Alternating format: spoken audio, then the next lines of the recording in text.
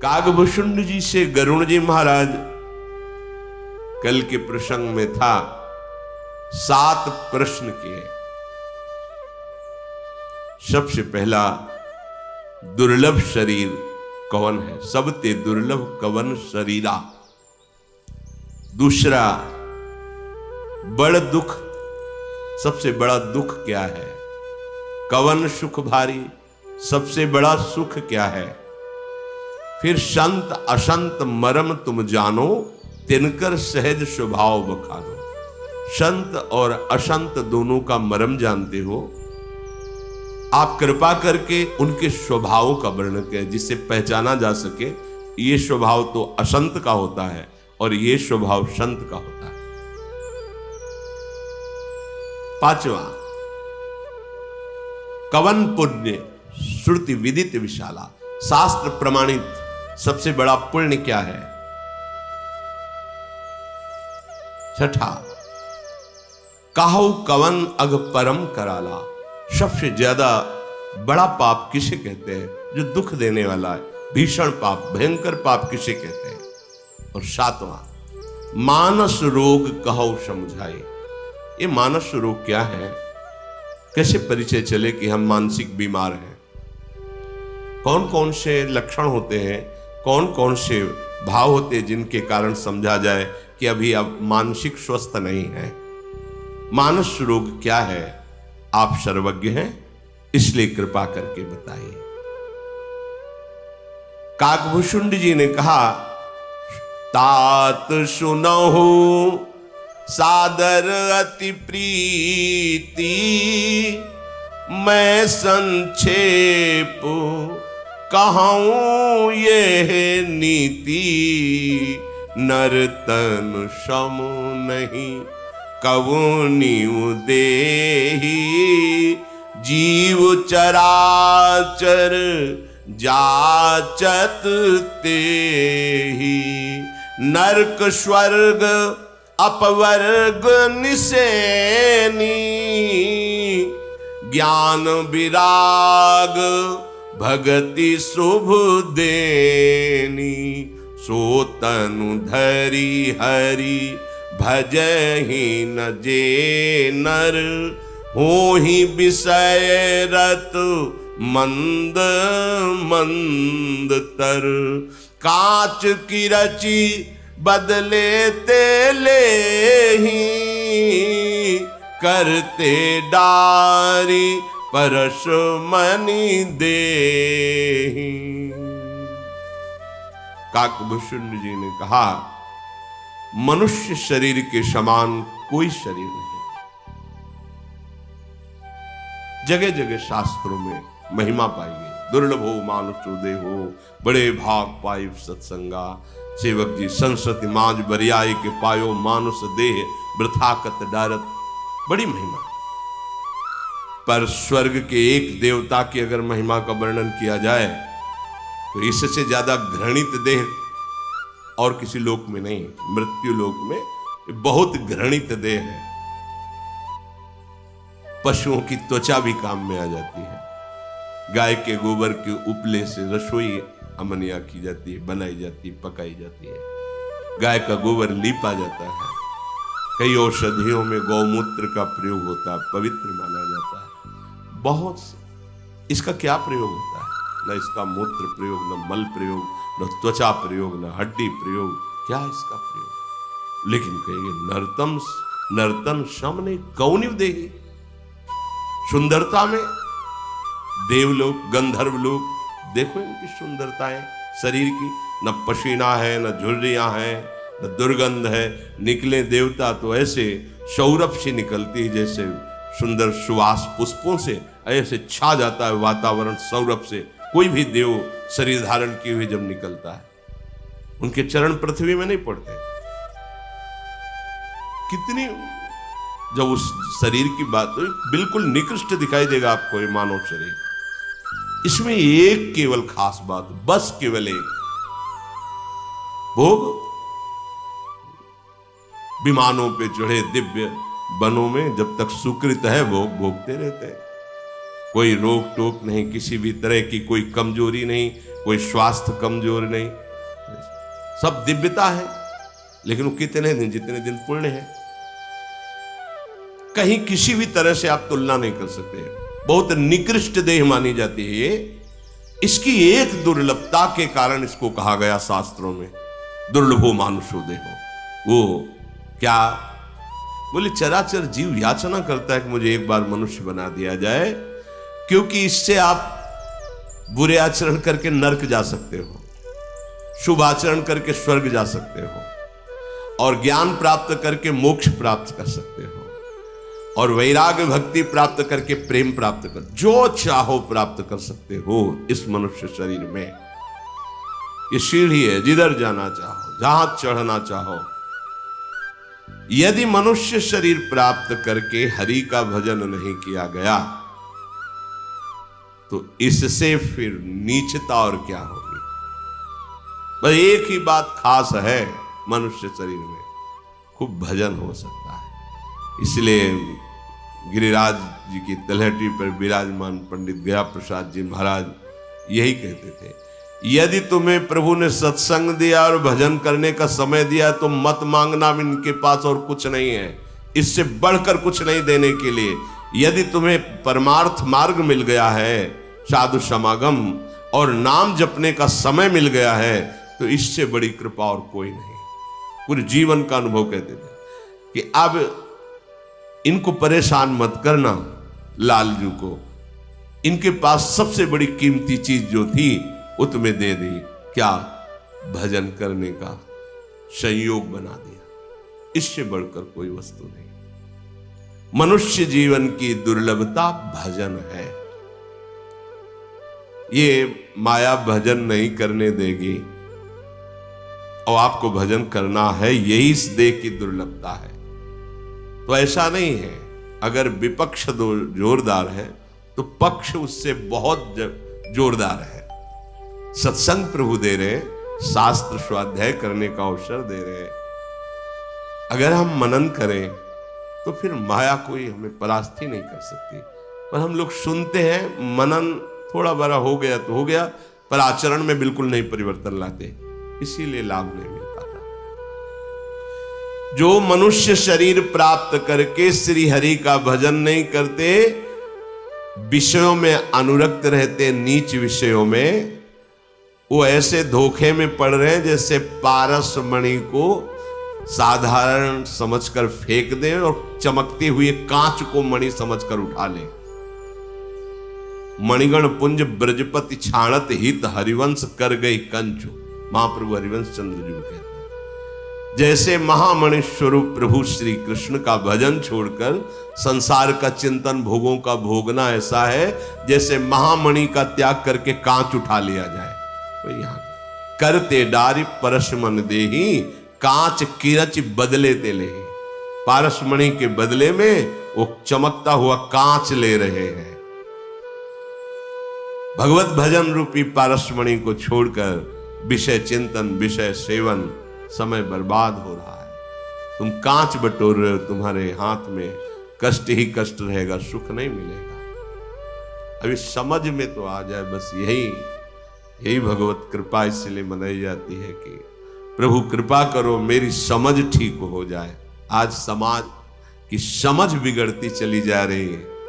जब धन की प्रधानता होती तो बुद्धि फिर धर्म की तरफ नहीं देखती, और धर्म की प्रधानता होती तो प्राणों की भी परवाह नहीं होती, धन की क्या बात है। देखो, भारत देश के नौजवानों ने आजाद देश करने के लिए प्राणों की आहुति दे दी। मुस्कुराते हुए वंदे मातरम, फांसी का फंदा चूम के गले में डाल दिया, जय हिंद। या लक्ष्य अगर धन हो गया, भोग सामग्री हो गई, तो क्षण मात्र के भ्रमात्मक सुख के लिए महापाप कर बैठते हैं, और यहां जीवन भर जेल भोगते हैं, फिर नरक भोगते हैं जाके। शुभ कर्म बन गए तो स्वर्ग, जिज्ञासा से मुमुक्षुता की पूर्ति हुई तो मोक्ष पद, भक्ति वैराग्यवान तो भगवान के चरणों का प्रेम, सब कुछ देने में समर्थ है मनुष्य शरीर। जो मनुष्य शरीर को प्राप्त करके हरि भजन नहीं करते, मानो पारसमणि को फेंक कर वो कांच बटोर रहे। काकभुषुंड जी उत्तर दे रहे हैं कि आपने पूछा कि सबसे बड़ा दुख क्या है? असंतोष, दरिद्रता। अगर आप नमक रोटी खा रहे हो और भगवान का भजन करते हुए संतुष्ट हो, यथा लाभ संतोष सदा, काहू सो कछु न चाहोगो, आप महान धनी हैं। ये जो धन की तृष्णा, भोगों की तृष्णा अशांत किए हुए, ये दरिद्रता है। यहां जब बिहारी जी, राधा वल्लभ जी की गलियों में देखो तो कुछ ऐसे वास कर रहे हैं, भिक्षा कर ली, बैठे हैं, जो मिल गया तो ऐसे 1-1 रुपया, 5 रुपया ऐसे कभी कोई दे दे। जरा आप लौटकर अपने हृदय में देखिए, आप 1 रुपया 5 रुपया से संतुष्ट हो रहे हैं क्या? आपको अगर भगवान ने करोड़ों दे दिए तो अरबों की भीख मांग रहे हो, अरबों दे दिए तो आप भारत के सबसे बड़े धनी होने की भीख मांग रहे हो। सबसे बड़ा भिखारी कौन? जिसकी जितनी बड़ी मांग हो, आप भिखारी उनको कह रहे हो, वो तो संतुष्ट है। अगर 1 भी रुपया ऐसे फेंक दिया, जय राधे, वृंदावन वास कर रहे, जीवन यापन कर रहे। आप नाना प्रकार के भोगों का संग्रह किए, अरबों की व्यवस्था है, फिर भी आप खरबों की चाह कर, तो आप बड़े भिखारी हुए ना। वो तो 2-4-5 रुपए में संतुष्ट हो गए, आपको तो अरबों चाहिए ना, तो आप दरिद्र हुए ना। आपको लगता है वो दरिद्र है? नहीं, असंतुष्टता, भोगों की कामना, तृष्णा, ये दरिद्रता है। दरिद्र लोक भाषा में से अच्छे कपड़े नहीं, भोजन नहीं, बोले दरिद्र है। वो भगवान का भजन करके यथा लाभ संतोष सदा, काहू सो कछु न, उससे बड़ा कोई धनी नहीं। आपको धन की प्रधानता, इसलिए आप दरिद्र हैं। एक बार राजा मानसिंह श्रीनाथ जी के दर्शन करने आए। गिरिराज्य में विराजमान थे श्रीनाथ जी। वहीं तलहटी के पास में रहने वाले श्री कुंभनदास जी महाराज श्री लालजू को पद सुना रहे थे। राजा मानसिंह ने देखा अमृतमयी वाणी, क्योंकि जो वाणी भगवान नाम, भगवत गुण से संबंधित हो जाती है, उसमें आकर्षण पैदा हो जाता है, भगवत वाणी हो जाती है। लुट गए। उनके मन में आया, क्या दे दूं इनको, कैसे सुख पहुंचाऊं। ये आकर्षण होता है, भक्ति का आकर्षण, भगवत भाव का आकर्षण। अगर थोड़ा भी भक्त हृदय है, वो भक्त हृदय ही थे तभी तो दर्शन करने आए थे। तो अगर किसी को आप भजन करते देखेंगे, भगवत भाव में देखेंगे, तो आपको लगेगा क्या करूं इनको, कैसे रिझा लूं, कैसे सुख पहुंचाऊं, ऐसा भाव होने लगता है। मंदिर में वहां ठाकुर जी के सामने बात करने का साहस नहीं, वो पद गा करके थे और घर चले गए। विचार किया कि इनकी मुझे सेवा करनी चाहिए। पता लगा इनका नाम कुंभन दास जी है, बड़े ही अनुरक्त भगवान के भक्त हैं और गृहस्थ हैं, पत्नी पुत्र आदि भी है। तो हालत तो मंदिर में ही देख ली थी, कई जगह से फटा कपड़ा सिले हुए ऐसे तन ढके, समझ गए बढ़िया सेवा का अवसर है। ये जाके बैठे ही थे कि ठाकुर जी आ गए। पद सुना गए थे, घर में बैठे, ठाकुर जी आ गए और गोद में बैठ गए श्रीनाथ जी। विग्रह रूप से नहीं, चैतन्य घन सच्चिदानंद। और बोले सुनो, मैं एक बात कहने आया हूं। उनका कहो लाल जी, क्या आप कहना चाहते हो? मान जाओगे मेरी बात? बोले हाँ मान जाए। तिलक मान सिंह आए, देखा राजा, प्रभु अंतर्ध्यान हो गए। पहला क्षोभ हुआ कि कुछ कहना चाहते थे लालजू, राजा आ गया इसलिए प्रभु अंतर्ध्यान। लाली आरसी लियो, तिलक लगाना है। लाली ने कहा आरसी पड़ा पी गई, मतलब दर्पण भी नहीं था, तिलक रचना करने के लिए पानी में एक कुंड में, वो मिट्टी के पात्र में, वो पानी में ऐसे देखकर तिलक लगाते थे। पानी पड़ा पी गया, मान समझ गए बहुत ही स्थिति गरीब अवस्था की है कि दर्पण भी नहीं है। गए प्रणाम किया। मुझे राजा मान सिंह कहते हैं, मैं आपकी हाथ जोड़कर प्रार्थना करता हूं, सेवा करने का मन है, आप आदेश कीजिए, मैं आपकी क्या सेवा करूं? हाँ, कुछ नहीं, हमें कुछ चाहिए ही नहीं तो क्या सेवा, बहुत ब्रजवासी जन है, आप राजा हो, सेवा करो, हमें तो कुछ नहीं चाहिए, हमारे तो लालजू महाराज ही।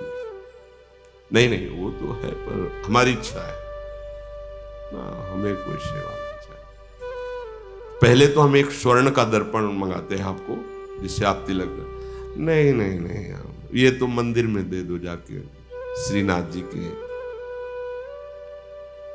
फिर हम बहुत बीघे जमीन आपके नाम करवा देते हैं।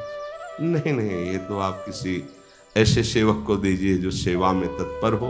ऐसा हमसे तो बनती नहीं ऐसी कोई समाज सेवा, हमारे पास जो कुछ ठाकुर जी ने दिया है महाराज, आप इतनी तो कृपा करें, यहां जितनी दुकानें हैं सब में हमारा आदेश हो जाएगा, हर महीने हर दुकान का पेमेंट होगा, आपके लिए हर सामान फ्री, जो चाहे आप। नहीं नहीं नहीं, हमें श्रीनाथ जी का भोग लाए। नहीं, आप एक बार बोल दीजिए सेवा करेंगे। हाँ, आप कृपा करके दोबारा मत आना। जैसे जैसे ना कहते जाते लुटते जाते मानस, क्या कैसे से? अब वो जो ही गए सो ही लाल जो आ गए, आगे बढ़ गए, हमारा कहा नहीं माना। वो लाल जी आपने तो कुछ कहा ही नहीं था, आप कहने वाले थे। बोले यही तो कहने वाले थे कि मैं राजा को भेज रहा हूं, उससे ले लो ना सेवाएं, बड़ी समस्या है घर। बोले आप कह रहे हो समस्या? आज तक हमने कोई शिकायत की आपसे, कोई समस्या बताई? पर हमें तो दिखाई दे रही नहीं कि आपके पास कोई व्यवस्था नहीं है। हम ही ने तो भेजा है उसको, मान सिंह को, और यही कहने वाले थे कि मेरी बात मान लो, मेरी बात समझो। भक्त से विनती कर रहे हैं भगवान, मेरी बात मान लो। ये मैं इसी को भेजा हूं निमित्त बना के, और ये सुविधाएं ले लो। तो कहा लाल जी, आज जो आप चिंतन करते हो हमारे लिए, कि आज जो दौड़ दौड़ के हमारी गोद में बैठ जाते हो, जब ये राजा सब व्यवस्था कर देगा तो ऐसा चिंतन करोगे, ऐसे दौड़ के आओगे? लिपट गए ठाकुर जी पास। ये धन दिमाग में है, लोक सुख दिमाग में है, भगवान का अनुभव करना है किस मन से, किस बुद्धि से? अगर प्रभु का वास्तविक अनुभव, ये सब समलोष्टास्म कांचना है, प्रवचन का नहीं, हृदय में ही बात तो नहीं रहता। सबसे बड़ा दरिद्र वही है जिसके अंदर असंतोष है। दरिद्रता के समान कोई दुख नहीं है, और सबसे बड़ी दरिद्रता है असंतुष्ट रहना। करोड़ों है फिर भी असंतुष्ट है। क्या सबसे बड़े दरिद्र वही जिनका इतनी बड़ी कामनाएं, इतनी मांग, असंतुष्टता।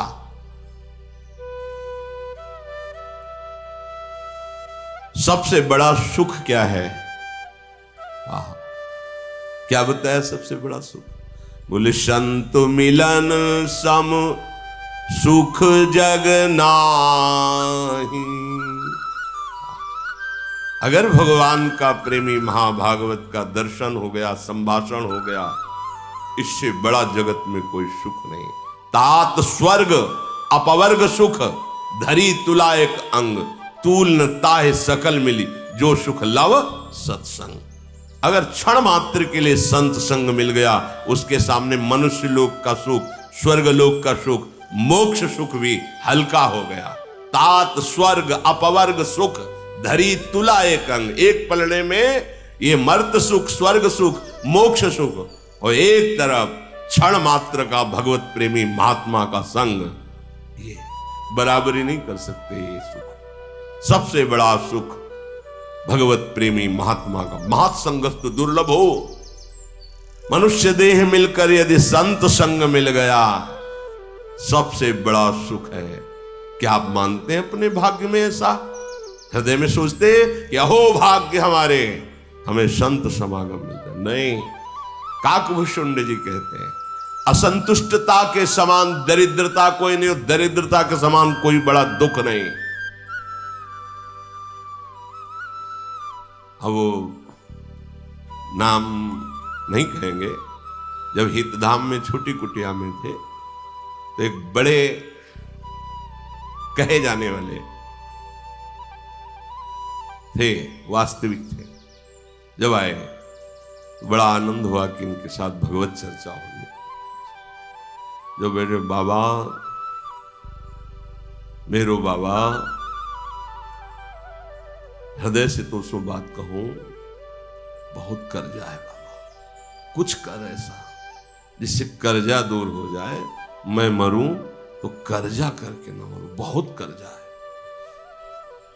एक बार भी शाम नहीं, एक बार भी श्यामा नहीं, आधा घंटा तक कई लोग उनके साथ गार्ड सब। मन में विचार किया कि दूर से क्या लगता है कि कितने सुखी है, गाड़ी सब व्यवस्था कितने, लेकिन हृदय कितना जल। एक बार भी नहीं कि बाबा मेरा अंतिम संभल जाए, अंतिम समय ये जुगल जोरी श्यामा श्याम मुस्कुराते हुए आए, ऐसी कृपा कर बाबा। ये अंतिम श्वास राधा कह के निकली, एक शब्द। तब लगा नहीं नहीं, बड़ी भूल है सामने से पद को स्वीकार करना, सम्मान स्वीकार करना, धन को सर्वस्व मान लेना, बड़ी भूल है, बड़ी भूल है। अगर इस भूल को नहीं मिटाया तो मन पछताई है अवसर भी। संत मिलन के समान सुख नहीं, सबसे बड़ा सुख भगवत प्रेमी महात्मा का मिलन। और हे पक्षीराज, परोपकार बचन मन काया, संत सहज स्वभाव खगराया। कैसे हम जाने कि संत हैं? तो बोले निष्काम भाव से, कोई कामना लगा के नहीं। देखो, दो कहने में लगते हैं, तुम तुम्हार सेवक असुरारी, ये स्वार्थ रहित जग जुग उपकारी। ये दो स्वार्थ रहित है, प्रभु और प्रभु के प्रेमी भक्तजन। अगर इस दो जगह भी धन के बल से पहुंचा जाए तो या तो वो जगह ही नहीं है, वो ठौर ही नहीं है जिसके लिए कहा जा रहा है, छलावा है, हम पहुंच ही नहीं पाए उस ठौर पर। और अगर धन दे के ही ऐसा होता तो खरीद लिया जाता भगवान को भी और भक्त को भी। लेकिन दोनों बिकने वाले नहीं हैं, ये प्रेम में बिकने वाले हैं, प्रेम में बिकने वाले। एक बार आचार्य चरण श्री बंचंद्र जो महाप्रभु किसी लोक में गरीब कहे जाने वाले भक्त की प्रार्थना पर उसके घर गए हुए थे। जैसे द्वारिका से मिथिलापुरी द्वारिकाधीश भगवान श्री कृष्ण आए थे, राजा बहुलाश्व भी भक्त थे पर अकिंचन श्रुतदेव भी भक्त थे। वो ऐसे ही अकिंचन थे, उनके घर में गए, चरणामृत उतारे, बड़े जैसा आसन दिया, बड़े भाव में। उनके भाव को देखकर बंचन महाप्रभु आनंदित हो रहे थे कि श्री जी की बड़ी कृपा है। इतने में पता चला उनके किसी बड़े धनी मानी शिष्य को कि गुरुदेव उनके घर पधारे हैं। तो वहां आए, फल और कुछ भेंट आदि रखे। तो कहा प्रभु हमें बड़ा दुख हुआ है सुनकर कि आप यहां आए। बंचन महाप्रभु की दृष्टि में क्यों? प्रभु इसमें 1 लाख रुपया है, 500 वर्ष पहले 1 लाख रुपया की 1 लाख रुपया हर महीने आ जाया करेगा वृंदावन में आपके पास। हमारे गुरुदेव होकर ऐसे घरों में जाना, अच्छा मतलब तुम ये समझते हो कि हम इनके घर आए हैं, पैसे के लिए आए हैं, और ये गरीब है इसलिए तुम्हारी बेइज्जती हो रही कि तुम्हारे गुरुदेव इनके घर आए, उठा पैसे और फल, जा मैं तेरा त्याग करता हूं, आज से हमारा आपका कोई संबंध नहीं। क्या तू समझता है प्रेम का कोई अस्तित्व नहीं, धन का अस्तित्व है, उठाए अपना रुपया और फल। इनको तपस्या का भी आम था, प्रभु उनकी कुटिया में नहीं गए, माता सबरी के समीप बैठकर उनकी देर पाई।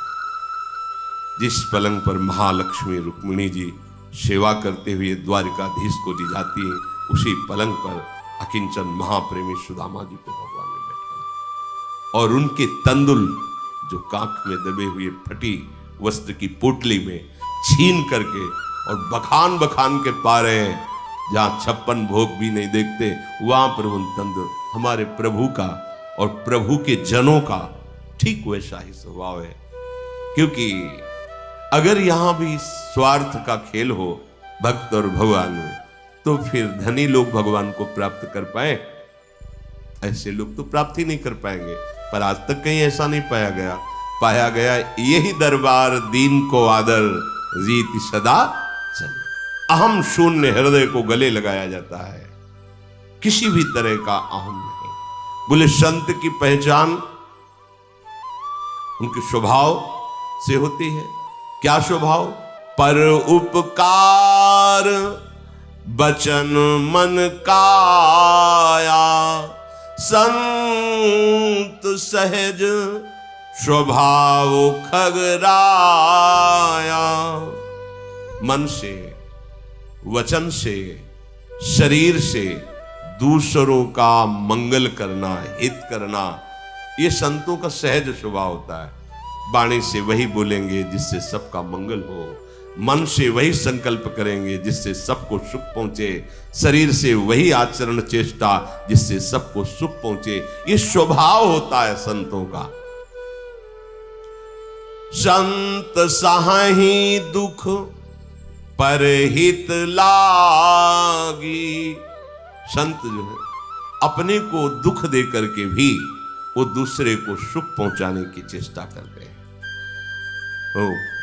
एक प्रसंग में आता है कि काशी में एक संत स्नान कर रहे थे, देखा जल प्रवाह में बिच्छू बड़ी सी बहती जा रही, मर जाएगी, ऐसे उठा, बड़ी जोर से डंक मारा उसे, फिर जल में गिर गई, फिर छोड़ा, फिर उठाया, फिर गिर गए, फिर उठाया, फिर उसने मारा, गिर। एक खड़ा था, बोले बावरे बाबा, वो बार बार डंक मारे, बार बार उठा। बोले उसका स्वभाव है डंक मारना, और मेरा भी स्वभाव है, मैं इसे बचा के ही चैन लूंगा।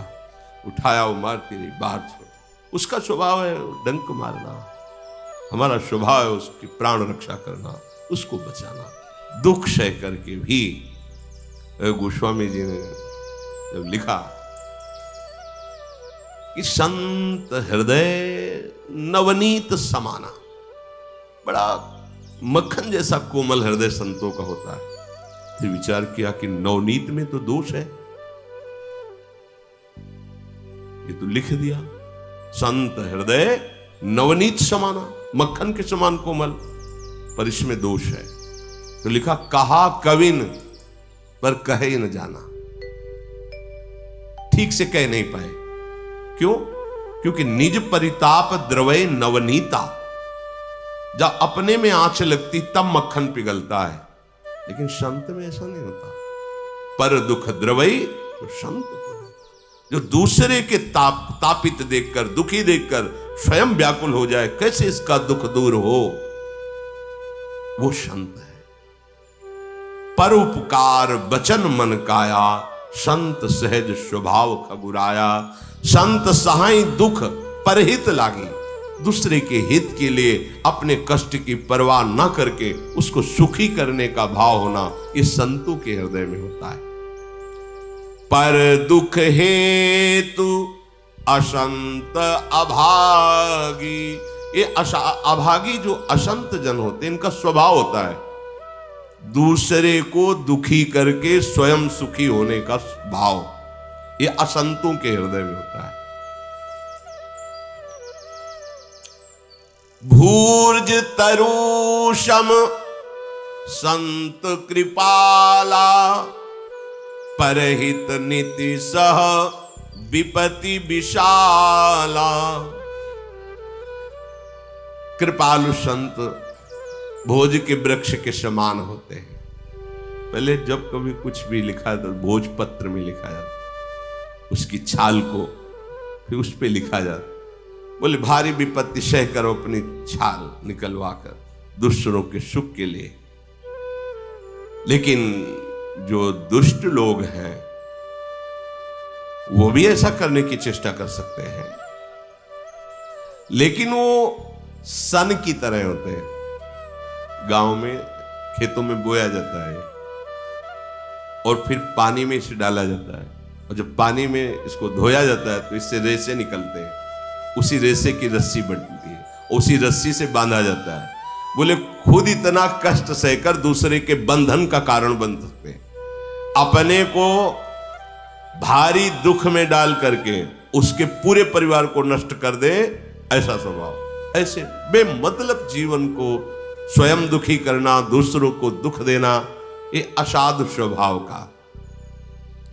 गरुड़ जी ये दुष्ट बिना किसी कारण को दुख देते थे, बिना किसी कारण। कोई परेशानी आपने प्रकट नहीं की, वो आपसे लड़ेंगे भिड़ेंगे, आपको दुख देंगे। कितने ऐसे लोग होते हैं, वो ऐसी चेष्टा करेंगे कि आप जलें, आप दुखी हो, आप परेशान हो। वो दुष्ट स्वभाव है, वो असंत जन है। अकारण ही दूसरों का अमंगल करते रहते हैं, अकारण ही। ऐसे दुष्टों की जब उन्नति होती है, क्यों नहीं भगवान इनको रोक देते हैं, उन्नति क्यों करवाते हैं? आप अच्छे से समझ लीजिए, 3 स्वांग भगवान के हैं, रचना, पालन और विनाश, और तीनों को बराबर सपोर्ट है उनका। जब आसुरी प्रवृत्ति बढ़ती तो दौड़ा दौड़ा करके असुर जन देवताओं को मारते, भगा देते हैं देवलोक को।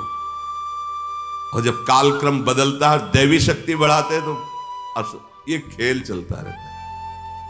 ये खेल है, वो अपने आप से अपने आप में खेल खेल रहे हैं। क्यों म्यों करके तुम समुद्र को नहीं पार कर सकते। अगाध महिमा संपन्न प्रभु है। नहीं तो ऐसे ऐसे दुष्ट स्वभाव के आए, भगवत विग्रहों का खंडन, भगवत मार्गों के प्रति अवहेलनात्मक चेष्टाएं, सब अलग अलग, सब। रात्रि का अंधकार घनघोर हो, फिर दिन का प्रकाश हो, ये उसका खेल है। क्यों रात्रि भलाई इतनी समस्या, अगर दिन ही होता तो कितना उसका खेल। ऐसा खेल कैसा कि मैं जल रहा हूं और वो सुखी है? ये तुम्हारा भ्रम है। वही अपने खेल में जल भी रहा है और वही अपने खेल में सुखी भी है, वही अपने खेल में दुख का भी स्वांग कर रहा है। तू है ही नहीं, है कौन तू?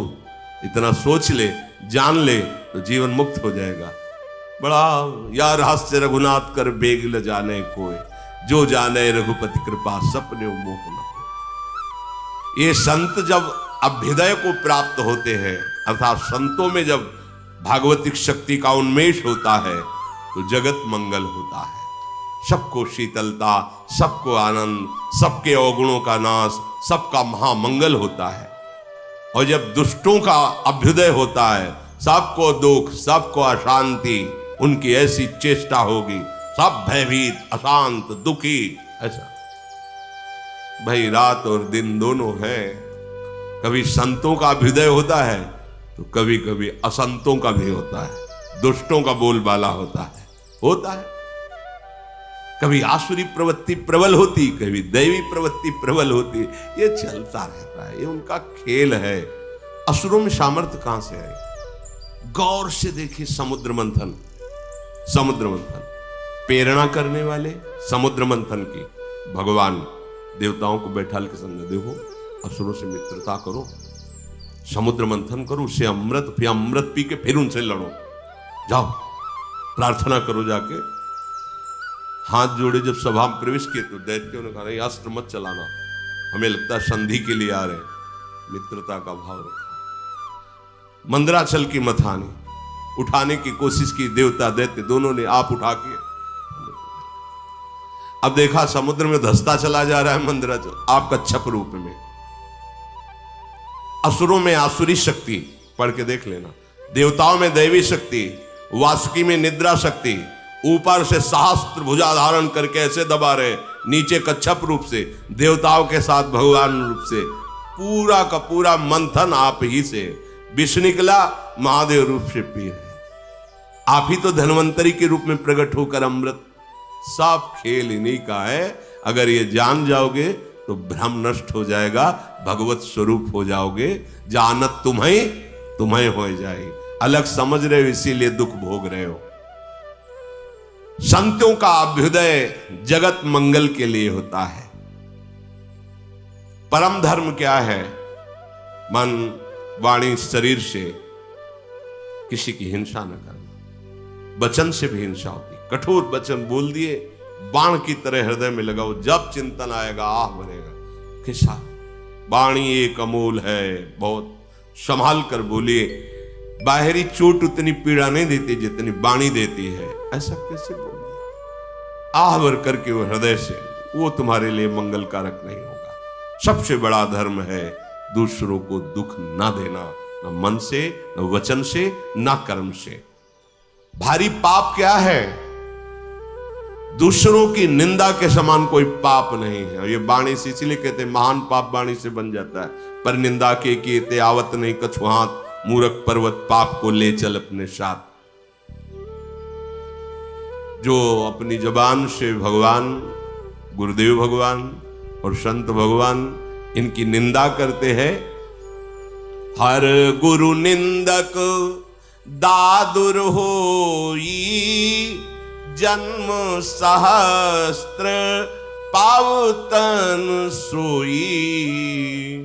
जो हर और हरि की निंदा, गुरु की निंदा, संतों की निंदा करता है, 1000 जन्म उसे मेढक शरीर के मिलते हैं। मेढक बना, मरा, फिर मेढक बना, 1000। अब क्या टर टर करो? बहुत निंदा की है, भजन नहीं किया है तो आवाज निकलेगी, लेकिन उसका कोई स्वर व्यंजन नहीं है। देखो बरसा में देखो टर टर कर रहे। जे नहीं करे राम गुण गाना, जी हसो दादुर जी समान। उसकी जीप मेढक की जीप के समान व्यर्थ। नयनन संत दरस नहीं देखा, लोचन मोर पंख जिमले। अगर नेत्रों से भगवत श्री विग्रह और संतों के दर्शन नहीं तो नेत्र क्या है? जिससे बनावटी नेत्र बने हो ऐसे। जो भक्तों की निंदा करता है, वैष्णव जनों की निंदा करता है, ब्रह्म ऋषियों की निंदा करता है, तो कह रहे द्विज निंदक बहु नरक भोग करी, जग जनमय बायस शरीर धरी। जो ब्रह्म ऋषियों की निंदा करने वाला व्यक्ति है वो नरक भोग करके बहुत काल तक फिर कौवे का शरीर प्राप्त करता है। जो अभिमानी शास्त्रों की, उपासकों की, वेदों की निंदा करता है वो घोर रौरव नरक में पड़ता है। हम नहीं मानते, तुम्हारे मानने से जो भारत सरकार ने कानून बनाया है, अपराध करो कि तुम्हारे मानने से, ना मानने से थोड़ी होगा। वो तो न्याय के अनुसार, कानून के अनुसार तुम्हें दंड मिलेगा और भोगना पड़ेगा। यदि आप हरि की, गुरु की, भगवान शंकर की निंदा करोगे तो 1000 जन्म तक दंड मिलेगा, मेढक का शरीर पाओगे। यदि वैष्णवों की, ब्रह्म ऋषियों की निंदा करोगे तो बहुत कल्पों रौरव नरक भोगने के बाद कौवे का शरीर मिलेगा। जो अभिमान करके शास्त्रों की अवहेलना, देवताओं की अवहेलना, उपासकों की, वो रौरव नरक भोगेंगे। होई उलूक संत निंदारत, मोह निशा प्रिय ज्ञान भानुगत। जो संतों की निंदा करते हैं उनको अगला जन्म उल्लू का मिलेगा। उल्लू बने, दिन में तो दिखाई नहीं देता, रात में, अर्थात अज्ञान अंधकार में। सबके निंदा जे जड़ करही, ते चमगा दूर हुई अवतरही। जो किसी की भी निंदा करने में जबान को कंट्रोल नहीं, जो मनाया बोल दिया तो उनका अवतार होता है। किसके रूप में? बोले चमगादड़ के, उल्टा टंगे रहो ऐसे। ते चमगादुर होई अवतरहे। हे तात, इसलिए मन वचन कर्म से किसी को भी दुख न पहुंचाया जाए, निरंतर भजन किया जाए। और तुम्हारा जो 7वां प्रश्न मानस रोग है, मैं उसे विस्तार से कहता हूं, सुनो, ये आगे सुने। श्री राधा वल्लभ लाल की।